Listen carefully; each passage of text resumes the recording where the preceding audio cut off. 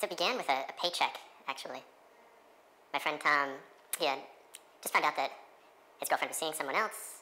He was really depressed at the time we were living together. And he went through it's like a 2-week, 3-week lull where he would just like sit in his room listening to old records and recording like bad music on cheap synthesizers. And he comes home one day and hands me a check for, I think it was $1 billion, but it might have been a million, or it could have been 100 billion or something.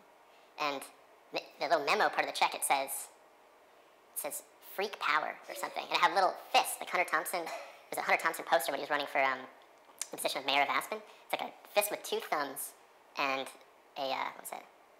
Like a mescaline or a peyote button in the center. And so I didn't know what it meant, but I definitely didn't cash it, that's for sure. So he comes back later that night with a little vial. It's a vial of 2 little teeny brown, like, dots. Super strong dose of mescaline. Yeah, so we just decided that we would take a canoe trip in Watch Hill, Rhode Island. We were in Providence, which is like an hour away, an hour's drive. And we're kind of in like a reckless period, so we just each took a dose and hopped in this beat-up old Jeep Comanche and got on the highway. We start driving, no effects, and decided, oh, maybe it's not going to work, you know. We had a little bit of weed with us. We thought we should get some beer. So we stop in a Stop and Shop, and Tom goes in to pick up a case of Beck's. I think we were underage at the time, but he manages to come out, and I remember starting to feel like I was being watched. Tom comes back with a bunch of beer and throws it in the back of the truck. We keep going. we get down to Watch Hill, where my godfather has a house that's right on the water and an old canoe. I sneak into his house to grab a couple of oars, and he's like a kind of a wacky old guy, schizophrenic dude, and I managed to sneak out with the oars and probably took some like Diet Coke or marshmallows or something out of his larder, and we go to his backyard and grab the boat. We put it in the water and head off. It's like a 2-mile row or something. At this point, like, there's color and light, and the waves are looking like geometric, like, textbook or something, like all these like lines and weird math equations in the water, and like we're laughing hysterically. You can hardly row, but the wind's at our back, so we're like, oh, okay, kind of like takes relatively little effort for us to get to a beach, which is like 2 miles away. That was our destination. Throw the boat up on shore. This is, you know, pitch darkness. Climb up a dune and get to the other side, and like the ocean is there. It's beautiful and really vast, and I think we had like djembes with us or something. And we sit on the beach and just start talking. Start playing the djembe. We're drinking beers like juice boxes or something. I think we plowed through 6 beers each in an hour, but it had no effect on us. We were just gone. I can't remember the conversation. I think we did play football at one point.